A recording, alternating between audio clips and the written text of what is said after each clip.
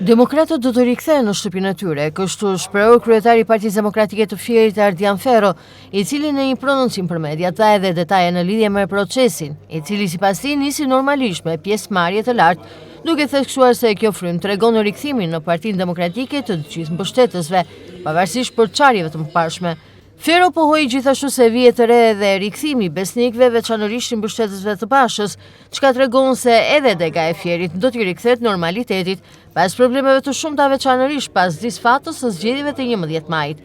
Votimet u hapen në orën 8 të mëngjesit, pasi u verifikuan vulat ashtu siç e do procedura. Votimi deri më tani është shumë i kënaqshëm, ka pas pjesëmarrje masive që nga orët e para të mëngjesit. Gjithashtu jemi shumë të motivuar dhe të për arsye sepse po shikojmë që fluksi vjen rritje, gjithashtu ka disa personazhe të cilat kemi evidentuar që kishin probleme shëndetësore apo smeta fizike. Megjithatë, në këtë referendum populli i Fierit po tregon veten që është popull demokrat dhe është në mbështetje të profesor Dr. Sali Berishës. Deri më tani çdo gjë ka vajtur shumë mirë. Njerëzit votojnë qetë pa probleme nga ana teknike dhe besoj që fluksi do jetë akoma më shumë në rritje, sepse parashikojmë që të ketë një fluks në këto zgjedhje, në këtë referendum.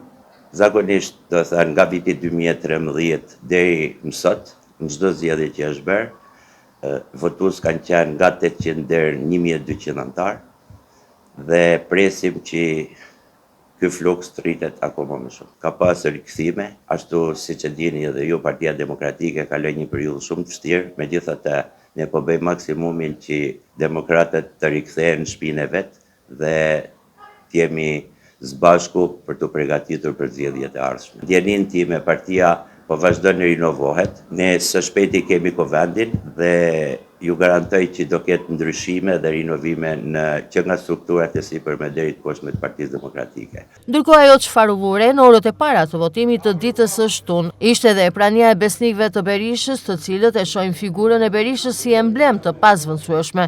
72 vjeçari Beqir Shkrela ka marrë edhe rrugën nga Libofsha vetëm për të votuar Sali Berishën. Nga rreth Libofsha.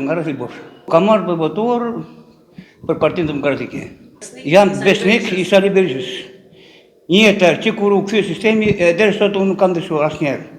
Më kanë dhënë shumë gjëra pozitive të tjerë, na t'japim lek, na kështu, kthe ende, jo. I besnik. Po pse nuk ndryshon?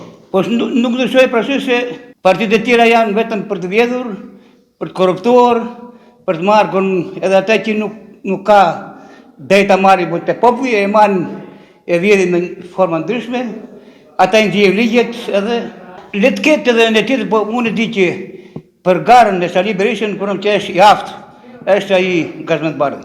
Po, ai është i aftë, i ri afër i tokën, është një politikant shumë i mirë, shumë njëri i lartë, njëri i besueshëm. Tjetë pranë Berishës gjithmonë ai. Ndërkohë po ashtu qysh herët në mëngjes kanë votuar edhe demokratët e Sarandës, procesi i cili nisi dhe vijoi mbar. Votimi u krye në selinë e degës së Partisë Demokratike të Sarandës me 870 antar demokrat të Sarandës që votuan për të zgjedhur kryetarin e Partisë Demokratike Shqiptare.